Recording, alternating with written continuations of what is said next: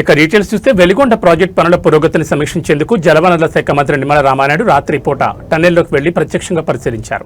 టన్నెల్లో దాదాపు 19 కిలోమీటర్ల మేర ప్రయాణించి అక్కడ జరుగుతున్న లైనింగ్, బెంచింగ్ పనులను సమీక్షించారు. టన్నెల్లో 5 గ్యాంట్రీలతో కొనసాగుతున్న పనుల స్థితిని తెలుసుకున్న మంత్రి అక్కడ పనిచేస్తున్న కార్మికుల యోగక్షేమాన్ని కూడా అడిగి తెలుసుకున్నారు. టన్నెల్ 2లో 12వ కిలోమీటర్ వద్ద చిక్కుకుపోయిన టన్నెల్ బోరింగ్ మెషిన్ వద్దకు వెళ్లి పరిస్థితిని సమీక్షించారు. ఈ సందర్భంగా మంత్రి నిమ్మల మాట్లాడుతూ గత వైసీపీ పాలనపై తీవ్ర విమర్శలు చేశారు. టీబీఎంను తొలగించేందుకు అప్పట్లో ఎలాంటి చర్యలు తీసుకోలేదని, అది అలాగే ఉండిపోతే టన్నెల్ నుంచి ఒక్క చుక్క నీరు కూడా బయటకు రాదన్నారు.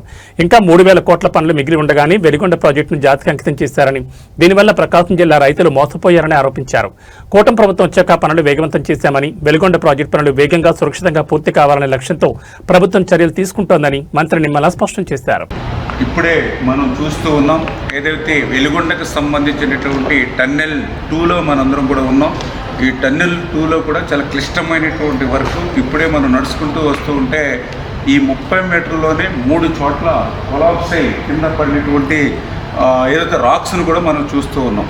అంటే ఇటువంటి ప్రమాదకరమైనటువంటి క్లిష్టమైనటువంటి పనులు నిత్యం ఈ టన్నెల్లో ఉన్నటువంటి స్థితి. మొన్ననే మన తెలంగాణలో కూడా ఇట్లానే టన్నెల్ కొలాప్స్ అయ్యి ఏ రకంగా అయితే అక్కడ విషాదం చూసాం, మనందరం కూడా చూసాం. అటువంటి క్లిష్టమైనటువంటి పనులు కూడా జగన్మోహన్ రెడ్డి గాలికి వదిలేస్తే మళ్ళీ మన కూటమి ప్రభుత్వం అధికారంలోకి వచ్చిన తర్వాత ఈ 22 నెలల్లో మరి హెడ్ వర్క్స్ కానీ, టన్నెల్ 2కి లైనింగ్ అండ్ బెంచింగ్ పనులు కానీ, ఫీడర్ కెనాల్ అయితే మొన్ననే 460 కోట్లు పెట్టి ఆ లైనింగ్ అండ్ సిసి వాల్ నిర్మాణం కానీ ఇవన్నీ పనులు పూర్తి చేసుకుంటూ వస్తుంది.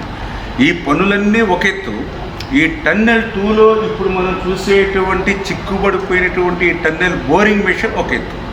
ఎందుకంటే ఇన్ని పనులు మనం పూర్తి చేసినా ఈ టన్నెల్ బోరింగ్ మెషిన్ కనుక మనం తీయకపోతే ఒక చుక్క నీరు కూడా మరి ముందుకెళ్ళేటువంటి పరిస్థితి లేదు. ఎందుకంటే ఇప్పుడే మనం చూస్తూ ఉన్నాం, ఈ యొక్క 19 కిలోమీటర్ల ఈ టన్నెల్ 2లో ఇది 11.8వ కిలోమీటర్ దగ్గర ఈ టన్నెల్ బోరింగ్ మెషిన్ చిక్కుకుని ఉంది.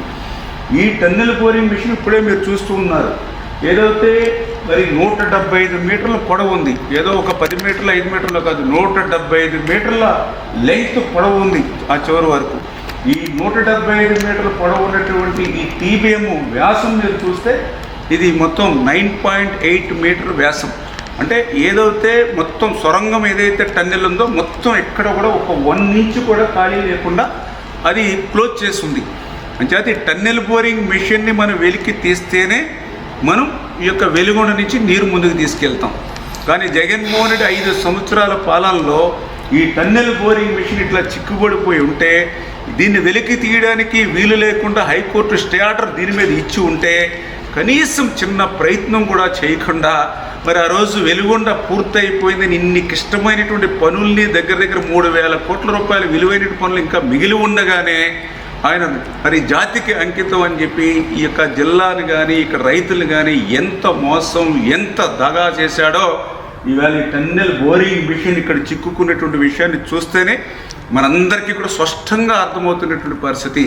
కానీ ఈరోజు ఈ కూటమి ప్రభుత్వం వచ్చిన తర్వాత ఈ 22 నెలల్లో ఈ యొక్క 1,000 కోట్ల రూపాయల పనులు ముందుకు తీసుకెళ్లడమే కాదు, 5 సంవత్సరాల్లో పరిష్కారం కానిటువంటి టన్నెల్ బోరింగ్ మిషన్ను ఏదైతే హైకోర్టులో స్టే ఉందో చంద్రబాబు